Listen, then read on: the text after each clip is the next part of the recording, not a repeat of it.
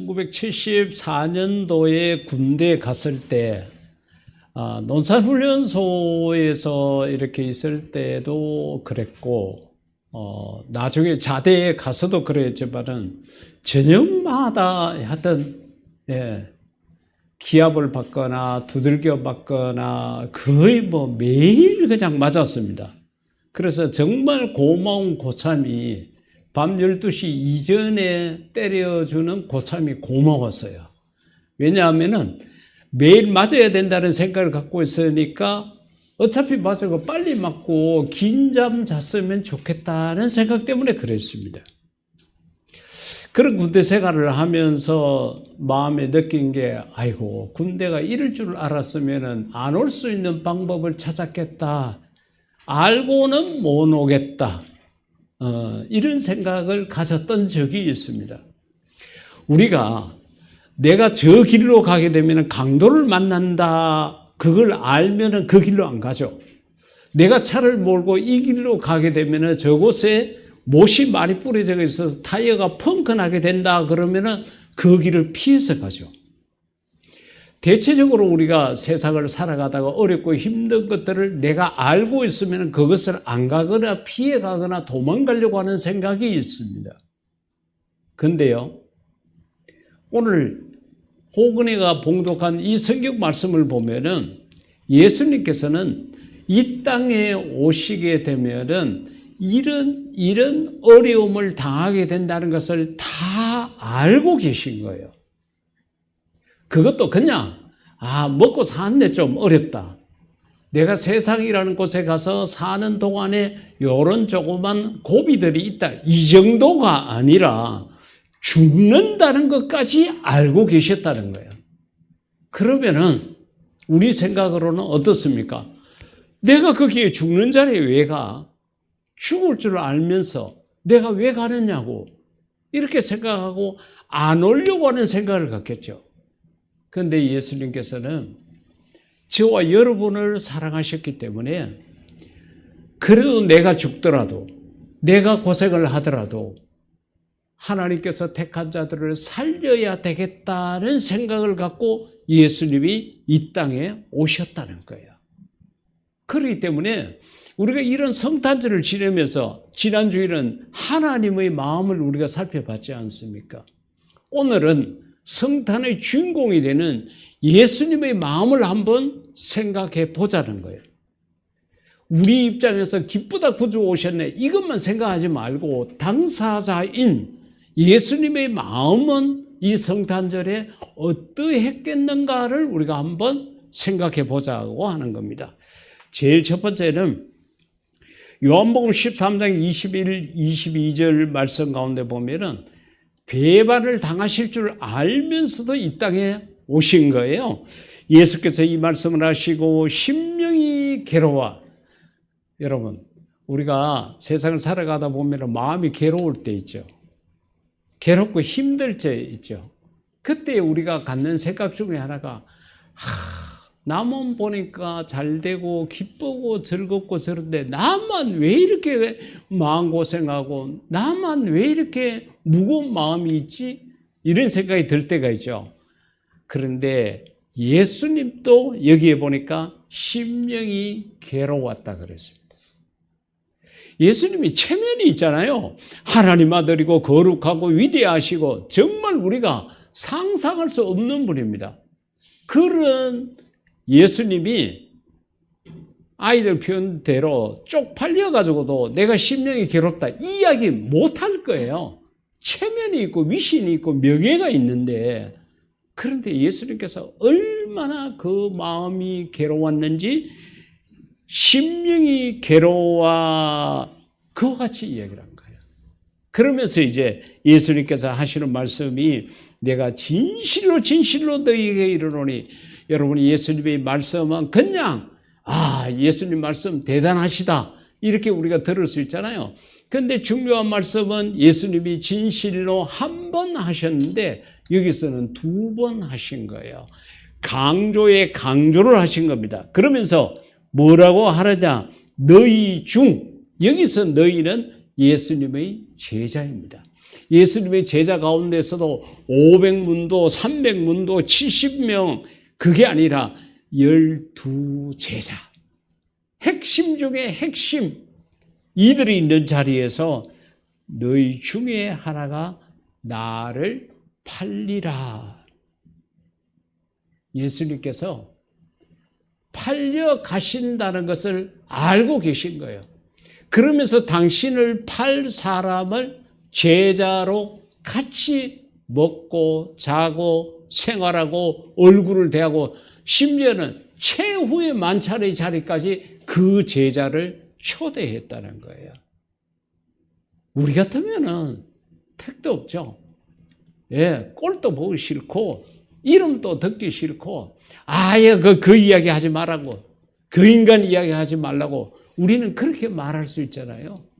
그런데 예수님께서는 당신이 배반을 당할 줄 알면서도 배반할 그 제자를 눈앞에 두고 같이 식사를 하실 만큼 예수님께서는 그 괴로움을 마음에 다 담고 계셨다는 거예요.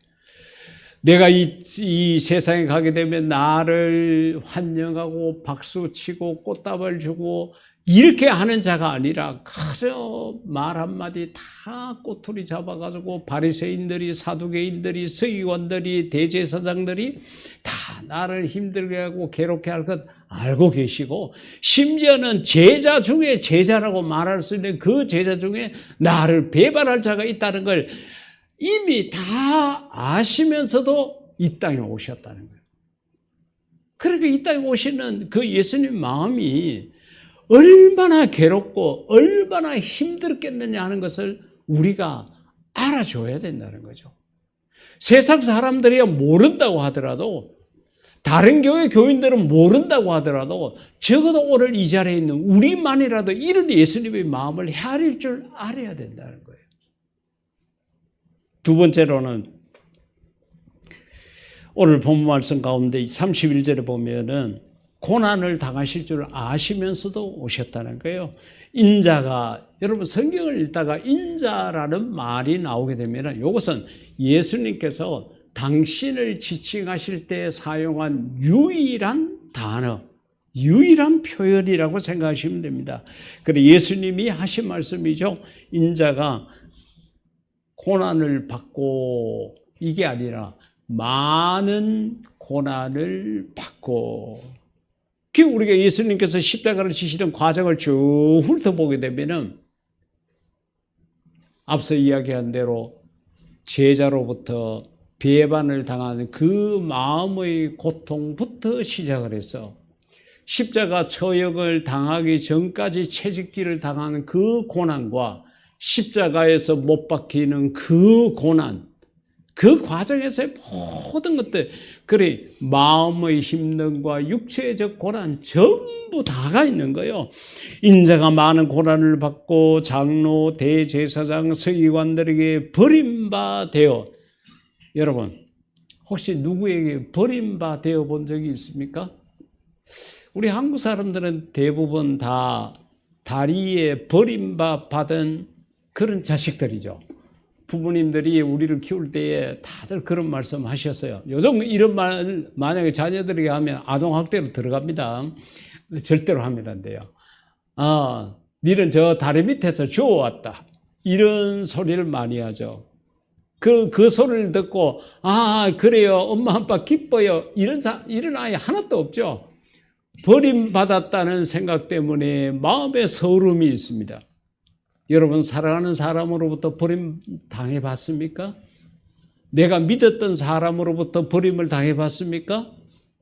어떤 사람으로부터 내가 버림받을 받았다는 것은 참 힘든데 예수님께서도 여기에서 내가 버림받았다, 그 가운데서도 장로, 대제사장, 서기관이라는 것은 누구보다도 하나님의 아들인 예수님을 환영하고 인정하고 존중하고 정말로 예수님이 잘 되는 그 길을 열어줘야 될 자들인데 이들로부터 버림받 되었다. 그 다음에 죽임을 당하고, 그저 버림받은 것도 힘든데 예수님께서 죽임을 당하기까지 한다고 말씀을 하신 거예요.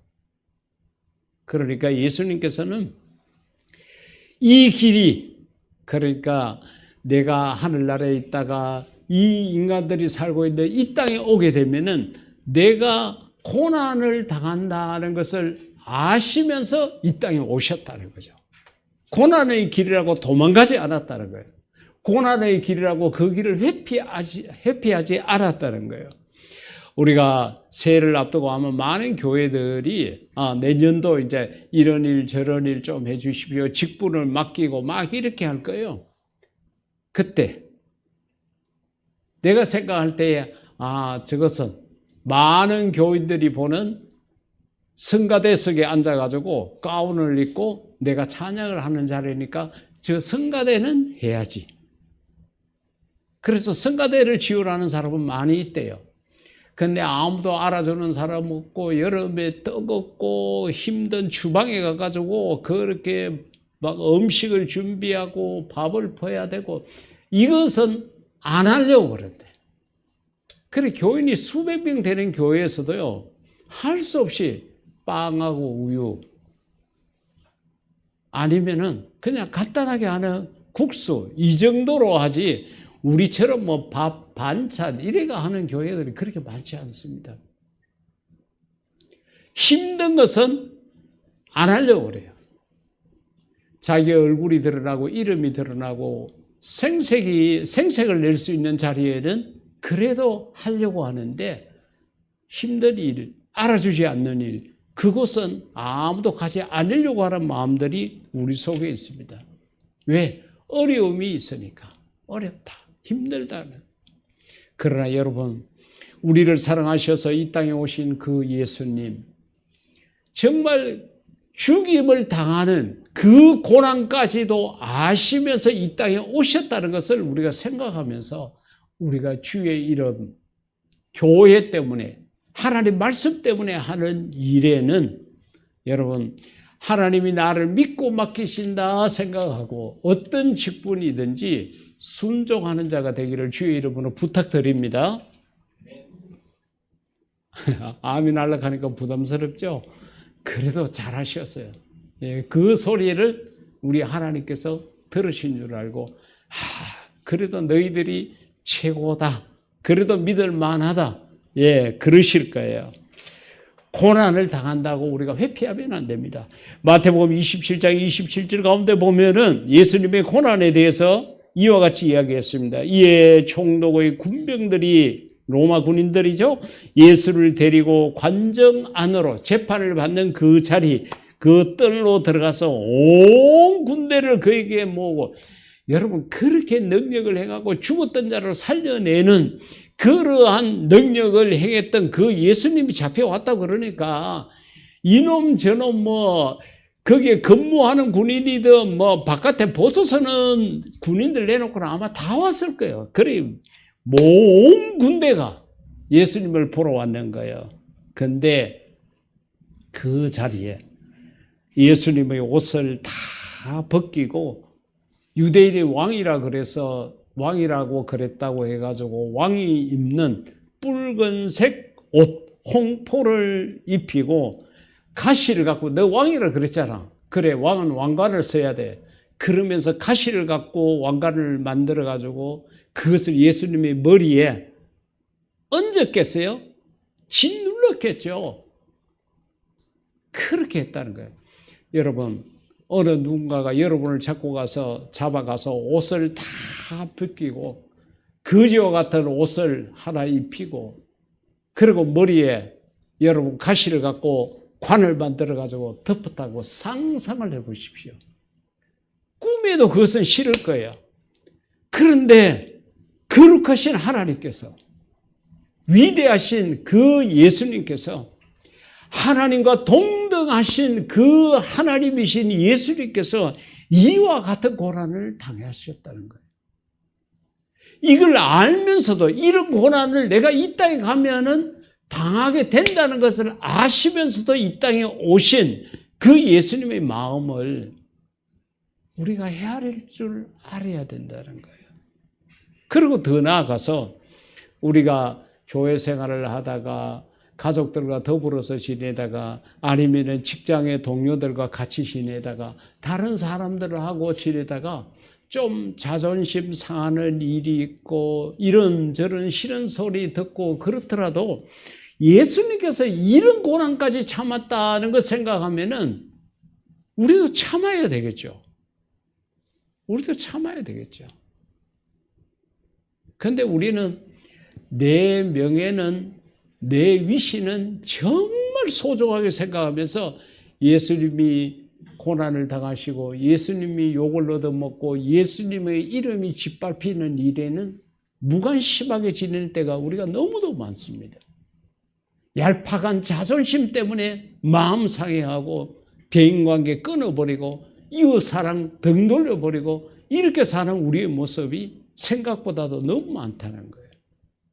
사랑하는 성도 여러분, 우리의 예수님께서도 그 모든 자존심을 버리고 정말로 그 고난을 온몸으로 다 받으신 것처럼 우리도 이 세상을 살아가다가 때로는 예수 믿는다는 것 때문에 교회 다닌다는 것 때문에 신앙생활을 한다는 것 때문에 이런저런 자존심 상하는 일이 있더라도 주님을 생각하면서 참으시고 주님 앞에 내가 주님 때문에 참습니다라는 말 한마디 이러고 다 맡겨버리고 여러분 어떻게 보면 마음 편하게 세상을 살아가는 자가 되기를 주의 이름으로 축복합니다. 세 번째는 예수님이 앞서도 이야기했지만 죽으실 줄 알면서 오셨다는 거예요. 요한복음 10장 14, 15절에 예수님께서 나는 선한 목자라. 여러분 요한복음을 읽어보면 예수님께서 나는 뭐라 이렇게 말씀하신 것들이 많이 있습니다. 나는 포도나무요 너희는 가지라. 이런 식으로도 말씀하셨는데 여기서는 나는 선한 목자라. 그래서 선한 목자가 있으면 악한 목자가 있겠죠. 나는 내 양을 알고 양도 나를 아는 것이 아버지께서 나를 아시고 그래 하나님이 나를 알고 내가 아버지를 아는 것 같이 나는 양을 위하여 우리들 저와 여러분을 위하여 목숨을 버리노라. 예수님께서 목숨을 버린다. 죽는다는 사실을 알고 계시고 나는 너희들을 위해서 목숨을 버린다. 세상에 누가 우리를 위해서 죽을 수 있는가를 한번 생각해 보십시오. 여러분을 위해서 죽을 수 있는 자가 누가 있습니까? 예수님께서는 우리를 위해서, 나를 위해서 대신 죽는다고 말씀을 하셨고 실제적으로 그렇게 하셨어요. 예수께서 신포도주를 받으신 후에 이르시되 다 이루었다 하시고 머리를 숙이니 영혼이 떠나가시리라. 영혼이 떠나갔다. 죽었다는 이야기예요. 죽음이라는 의미는 분리라고 말씀드렸죠. 영과 육이 분리되게 되면은 죽은 겁니다. 그래서 예수님께서 나는 선한 목자라서 나는 너희들을 위해서 목숨을 버린다 그랬는데 말만 그렇게 한 것이 아니라 실제적으로 그렇게 죽으셨다는 거죠. 여러분 생각해 보십시오. 예수님께서 이 땅에 오면은 이렇게 고난을 당하고 배신을 당하고 이렇게 내가 처참하게 비참하게 죽게 된다는 걸 뻔히 아시면서 이 땅에 오셨다는 거예요. 왜?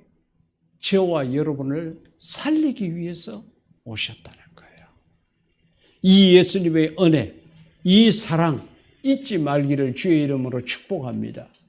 성탄절을 그냥 우리가 세상 사람들이 하나의 즐거운 날로 그렇게만 지내서는 안 됩니다. 그리고 믿음이 아주 어린 수준처럼 내 입장만 생각하고 나 구원받았다고 나 기뻐한다고 기쁘다 구주 오셨네 내 입장만 그렇게 생각하는 것이 아니라 그 외아들을 이 땅에 보내신 하나님의 마음도 헤아릴 줄 알고 정말로 이 땅에 오셔서 배신을 당하고 정말 온갖 고난을 당하고 목숨까지 버리신 그 예수님의 마음을 우리가 조금이라도 아는 성숙한 그리스도인이 되어야 된다는 거예요. 이런 저와 여러분이 될 수 있기를 주의 이름으로 축복합니다. 오늘 본문 34, 5절 가운데 보면은 우리가 이제 걸어가야 할 길, 예수님께서 이런 고난을 아시고 이렇게 오셔서 죽임까지 당하셨는데 그럼 우리는 어떻게 살아야 되느냐? 무리와 제자들을 불러 이르시되 누구든지 나를 따라오래거든. 여러분, 예수님을요 바라보는 자가 있고 예수님을 아는 자가 있고 예수님을 따라오는 자가 있습니다. 예수님께서 우리에게 바라고 원하는 것은 나를 따라오느라는 거야. 나를 따라오는 거야. 베드로에게 나를 따르라고 그랬을 때 배와 거부를 버리고 쫓았다 그랬잖아요. 여러분, 머리로만 예수님을 아는 자가 되지 마십시오. 예수님을 생각하는 자리에서만 머물지 마십시오. 예수님을 따라가는 자가 되기를 주의 이름으로 부탁드리겠습니다. 누구든지 나를 따라오려거든 두 가지를 이야기를 했죠. 첫째는 자기를 부인하고 자기를 부인하라는 거예요. 내가 살아있으면은 절대로 신앙생활 제대로 못합니다. 내 욕심이 있고 내 주장이 있고 내 고집이 있으면요 절대로 하나님 말씀대로 살지 못합니다. 완전히 죽어야 돼요. 십자가에 달려서 예수님이 죽으신 것처럼 내 욕심도 내 고집도 내 지식도 내 경험도 내 모든 것을 십자가의 밑에 묻어야 됩니다. 그래서 자기를 부인하고 두 번째는 자기 십자가. 우리 각 사람에게 십자가가 있다는 거예요. 아마 이것은 직분을 통해서 주신 것일 것 같습니다. 여러분들이 주의 몸된 교회를 통해서 어떤 직분을 받았습니까? 그 직분이 가벼운 게 아니죠. 열심히 일한다 그래서 월급이 나오는 것도 아니고 사람에게 인정받을 수 있는 것도 아니에요. 이게 나에게 주어진 십자가라는 겁니다. 그래서 자기 십자가를 지고 나를 따를 것이니라. 그같이 말씀을 하신 거예요. 예수님께서 그런 본을 우리에게 보여주시고 그 다음에 또 예수님이 우리에게 이런 당부를 하신 거예요. 누구든지 자기 목숨을 구원하고자 하면 잃을 것이요. 여러분 우리가 세상을 살아갈 때에 조금만 폭넓게 생각해 보십시오. 어차피 우리가 이 세상 여기서 영원히 살지 못하고 잠시 잠깐 살다가 이사를 가야 되잖아요. 천국으로 이사를 가야 되잖아요. 폭넓게 이렇게 생각을 하면은 이해 안 될 것이 없고 용서 못할 것이 없고요. 하지 못할 것이 없습니다. 우리 생각이 가장 고집스럽게 내게만 집중되어 있으니까 모든 건 남의 말 한마디도 나를 좀 힘들게 하는 거고 나를 싫어하는 말 하는 거고 막 이러면은 내가 막 화를 내고 막 내가 난리를 치고 그러지. 폭넓게 생각을 해보면은 그래 그저 잠시 잠깐 이렇게 살다가 가는 세상인데 여기서 내가 뭘 그렇게 욕심을 부리고 뭘 어떻게 해야 되겠냐. 여러분 우리가 조금만 믿음의 눈을 가지고 세상을 바라보게 되면은 못할 것이 없어요.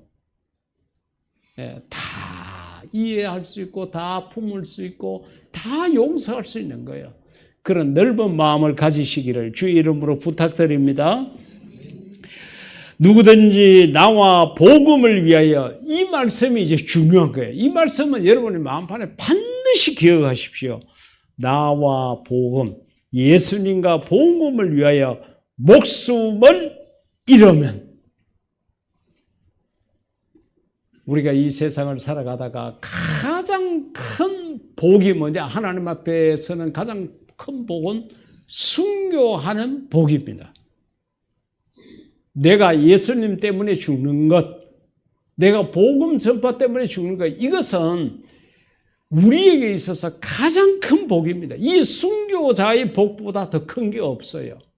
이것은 육체적 목숨뿐만 아니라 여러분의 재능이나 물질이나 여러분의 무엇이든 간에 예수님을 위해서 복음 전하는 것 위해서 내가 내 모든 것을 희생시켰다 그러면은 이거보다도 더 큰 복이 없다는 거예요.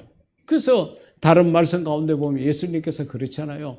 나와 복음을 위해서 자기의 집과 모든 부동산, 가족들 이런 것을 다 버린 자는 이 땅에서 100배나 받고, 100배라는 것은 한도 끝도 없다는 거죠. 무한하다는 이야기예요. 그리고 영생을 얻지 못할 자가 없다.